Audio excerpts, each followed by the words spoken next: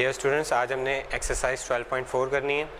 Exercise 12.4 करने से पहले हमें देखना होगा कि ऑब्लिक ट्रायंगल को सॉल्व करने के कितने केसेस हैं। ऑब्लिक ट्रायंगल को सॉल्व करने के 3 केसेस हैं हमारे पास। सबसे पहला केस है कि जब हमारे पास एक साइड और 2 एंगल्स गिवन होंगे तब हम उसे कैसे हल करेंगे, लॉ ऑफ साइन लगाकर ऑब्लिक ट्रायंगल को सॉल्व कर लेंगे।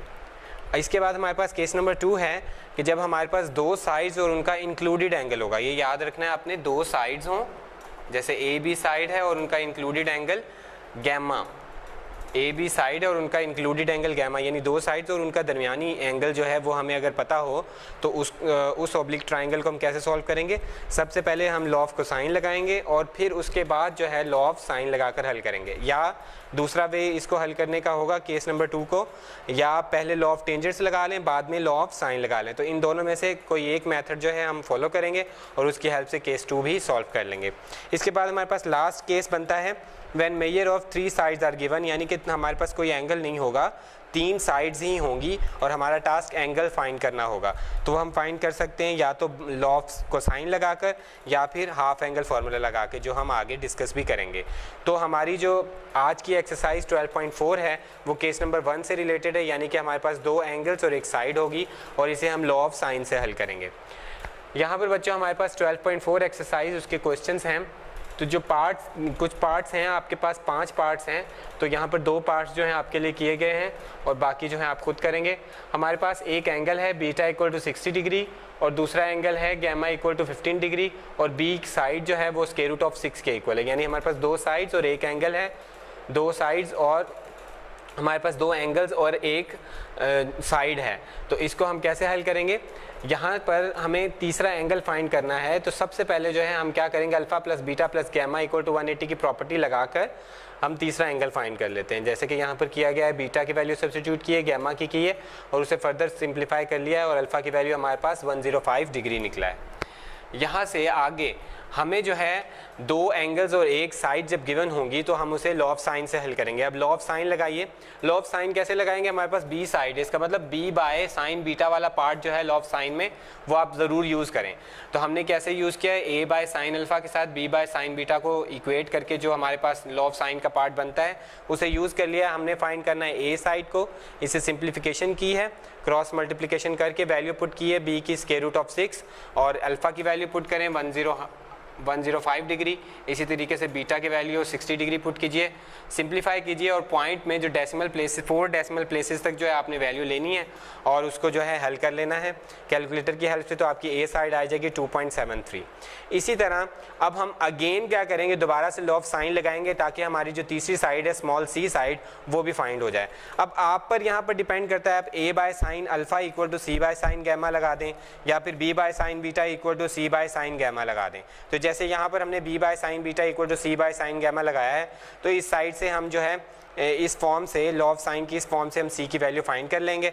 तो इसे सिंप्लीफिकेशन की है, सिंप्लीफिकेशन करने के बाद जो बी की वैल्यू पुट की हुई है square root of 6, gamma angle put किया है, बीटा पुट किया, इसे मजीद सिंप्लीफिकेशन करके हमारे पास सी की वैल्यू जो है 0.73 आ चुकी है।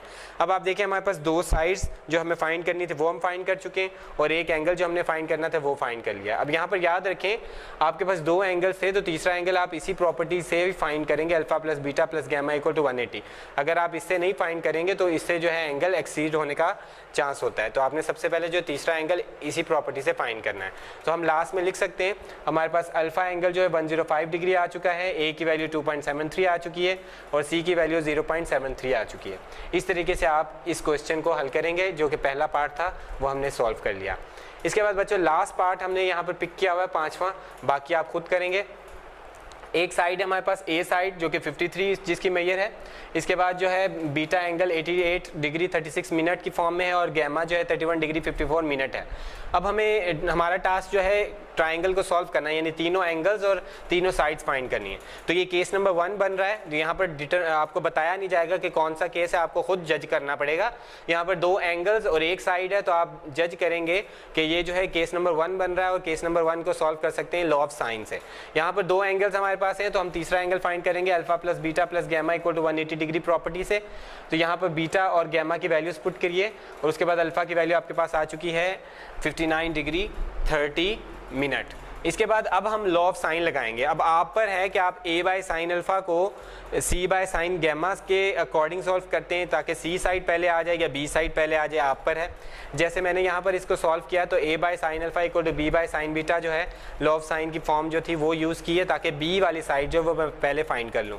तो यहाँ पर a की वैल्यू 53 पुट की हुई है, बीटा की वैल्यू पुट की है, अल्फा की वैल्यू पुट की है और b को जब हमने हल किया तो हमारे पास b की वैल्यू आ चुकी है 61.50। अब जो है दोबारा से हम क्या करेंगे, लॉ ऑफ साइन लगाएंगे ताकि हम c की वैल्यू फाइंड कर सकें, c साइड फाइंड कर सकें। b by sine beta equal to c by sine gamma, यहाँ से c की वैल्यू निकालें, c की वैल्यू सब्स्टिट्यूट करें, अल्फा गैमा की वैल्यू पुट करिए, बीटा की वैल्यू पुट करिए, साइड की वैल्यू पुट करिए, इसे सिंप्लीफिकेशन करें तो आपके पास c साइड आ जाती है 32.50। तो यानी कि हमारी जो दोनों साइड जो हमने फाइंड करनी थी वो भी हम कर चुके हैं और तीसरा एंगल जो हमें फाइंड करना था वो भी हम फाइंड कर चुके हैं।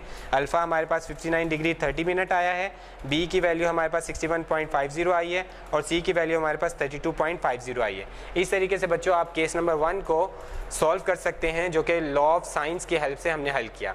ये एक्सरसाइज केस नंबर 1 के लिए थी। इसी तरीके से अगली आने वाली जो एक्सरसाइजेज है वो हमारी केस नंबर 2, केस नंबर 3 से रेलेवेंट होंगी। तो आपने केस को सबसे पहले जज करना है कि किस केस के अकॉर्डिंग जो है आपका ऑब्लिक ट्रायंगल बन रहा है और इसको किस टाइप के अकॉर्डिंग या किस फॉर्मूले से या किस लॉ से जो है आपने इसको हल करना है। तो इस एक्सरसाइज को आप अच्छे से करेंगे और केसेस को अपने जहन में वाज़े रखेंगे।